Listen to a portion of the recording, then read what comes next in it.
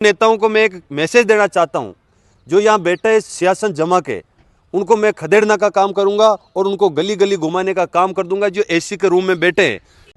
नमस्कार, आज हम खड़े हैं चित्तौड़गढ़ में और आज हम बात करेंगे नरेश फौजी से, जो बेगू से रिश्ता रखते हैं और अभी पूर्व में विधानसभा चुनाव लड़ चुके हैं।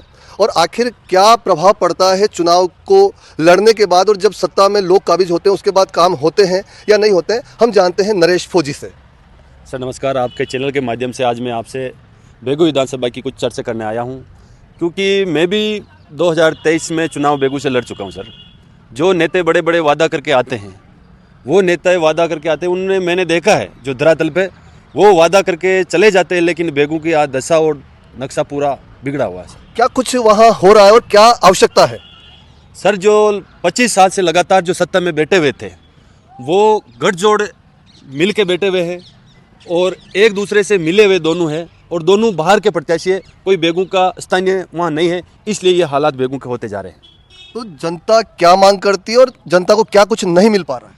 जनता को भी आपको देखा जाए तो जनता को न तो कोई हॉस्पिटल की सुविधा है।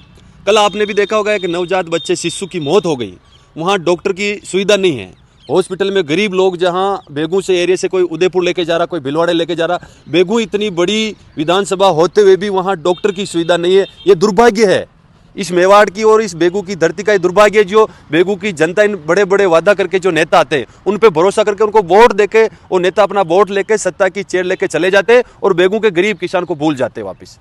अब आप क्या चाहते हो और किस प्रकार से इसमें बदलाव आएगा? मैं तो यही चाहता हूं कि जिन लोगों ने आपने 5 साल पहले किसको देखा है और 5 साल पहले भी इन लोगों को देख लिया है और 5 साल आपने इन लोगों को मौका दिया, तो मैं आज आपके चैनल के माध्यम से बताने आया हूं कि अब इस बेगू में बहुत बड़ा क्रांति आएगी और बहुत ही बड़ा इतना संग्राम पैदा कर देंगे कि बाहर वालों को हम बेगू में अब राजनीति करने नहीं देंगे। हमारा कहने का मतलब यही। क्या तैयारी है आपकी? मेरी तैयारी है कि मैं किसी पार्टी से अभी तक जुड़ा था, पहले पार्टी से, अब मैं अभी किसी पार्टी का नहीं हूं। अब मैं एक किसान का बेटा और देश की मैंने रक्षा की 8 साल तक, तो मैं गांव-गांव गली-गली जाकर हर किसान हर नौजवान की आवाज़ बन के इस बेगू की मिट्टी के लिए हम लड़ेंगे। जहां अत्याचार होगा वहां हम आवाज़ उठाएंगे, मजबूती से खड़े रहेंगे, इस बेगू को हम लूटने नहीं देंगे। जनता के किस प्रकार के अभी काम हो पाए हैं? आप कहाँ तक उनसे संतुष्ट हैं? मैं तो इन राजनेताओं से कहीं से संतुष्ट नहीं हूं। अभी आपको देखा जाए तो इस बेगू के अंदर इतनी लूट मची हुई है। आपको मैं बता देता हूं, बजरी माफिया, जो गरीब किसान जो पहले पूर्व विधायक थे, उन लोगों ने जो ये बजरी की एंट्री चालू की थी, उन लोगों ने एक डंपर के 3-3 हज़ार लेते थे और इसी वक्त जो वहाँ का स्थानीय विधायक है उनके इशारे पे अलग अलग जगह दलाल बैठे रहे, एक बजरी के डंपर के 10,000 रुपये ले रहे। प्रतिदिन 100 डंपर निकल रहे हैं और गरीब किसान इतने परेशान हैं, जो आपको बता दूं मैं कि हद से ज़्यादा लोग परेशान हैं बजरी की आतंक से। बजरी के ऊपर इस प्रकार की यहाँ कालाबाजारी चल रही है, रेटें बढ़ती जा रही है, तो इसका क्या निदान हो सकता है और क्या कुछ बदलाव हो सकता है? क्योंकि हम जनता के ऊपर ये मुद्दा, जनता के सामने मैं ये मुद्दा रखूंगा कि अगर सरकार की तरफ से बजरी बंद है, ये लोग फर्जी रसीदें काट के लोगों को दे रहे हैं और फर्जी काला बाजारी बजरी कर रहे हैं, तो मैं बहुत जल्दी आगाज करूंगा और बजरी के खिलाफ बहुत बड़ा आंदोलन करूंगा और बेगू के गरीब किसान को लूटने नहीं दूंगा।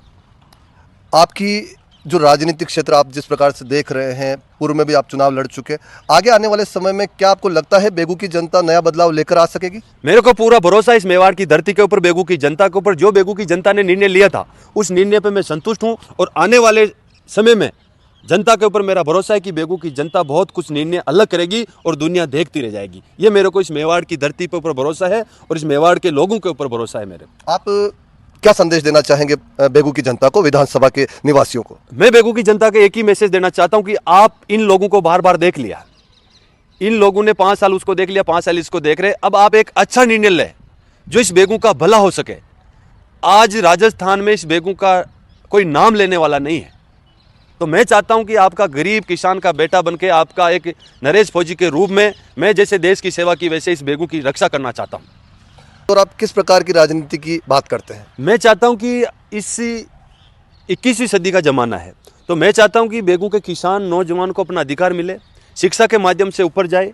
जो रोजगार के लिए जो यहाँ ईस्ट एरिया कंपनियां पड़ी हुई, उन गरीब किसान के बेटों को अभी रोजगार वहाँ नहीं मिल रहे, बाहर के लोगों की ताकत वहाँ है अभी तक। तो मैं ये चाहता हूँ कि वहाँ के नौजवान को रोजगार मिले, किसान को अच्छी बिजली मिले और अपने आने वाली पीढ़ी के लिए अपना एक प्लेटफॉर्म तैयार करे जो उनको अच्छी शिक्षा की तरफ लेके जाए।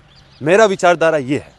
आप किनको प्रेरणा लेकर काम करना चाहेंगे? मैं प्रेरणा साहब, मैं राजेश पायलट के वीडियो बचपन से देखता हूँ और मैं मेरा आदर्श गुरु मैं सचिन पायलट साहब को मानता हूँ और उनके दिए हुए रास्ते पे जो वो लोग अपने राजस्थान में गरीब किसान की बात करते हैं वैसे मैं उनकी तरह राजनीति करना चाहता कुल मिला के आप नया बदलाव लेना चाहते हैं और आप किसान की, छात्र की, हर एक वर्ग की आप राजनीति करना चाहते हैं, उनको हक दिलाना चाहते हैं। हूँ। यही मेरा पहला प्रावधान रहेगा कि मैं गरीब किसान की आवाज़ बन के, जब राजेश पायलट साहब ने एक नारा दिया था कि गरीब किसान का बेटा पढ़ लिख कर उस देश की नीति पर नहीं बैठेगा जब तक गरीब किसान का भला नहीं हो सकता, तो मैं वही राजनीति चाहता हूँ कि बेगू में कब गरीब का बेटा पढ़ लिख कर उस हिंदुस्तान की, उस राजस्थान की चेयर पर बैठे जो गरीब किसान का हक और अधिकार उसको मिल सके।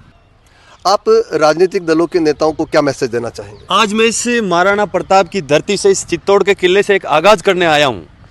जैसे महाराणा प्रताप ने अपने मान सम्मान का समझौता नहीं किया था, वैसे मैं दृढ़ता के साथ इस मेवाड़ की मिट्टी के लिए लड़ूंगा और उन नेताओं को मैं एक मैसेज देना चाहता हूँ जो यहाँ बैठे सियासत जमा के, उनको मैं खदेड़ना का काम करूँगा और उनको गली गली घुमाने का काम कर दूंगा। जो एसी के रूम में बैठे हैं, जब वोट लेने का समय आता है जो तो गांव गांव घूम जाते, फिर बेगू की जनता को भूल जाते, उनको मैं एक मैसेज देना आया हूं कि या तो अपना रवैया सुधार लो, नहीं तो ये फौजी बेगू की जनता के लिए आ चुका है और आपको बहुत जल्दी बोरी बिस्तर बांध के मैं भेज दूंगा।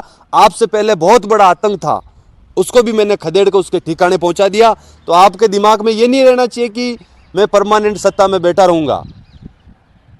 आप जिन लोगों का नाम लेके सत्ता में आते हैं उनके दिए हुए रास्ते पे नहीं चलते हो और उन जनता को भूल के आप एसी के रूम में सो जाते हो।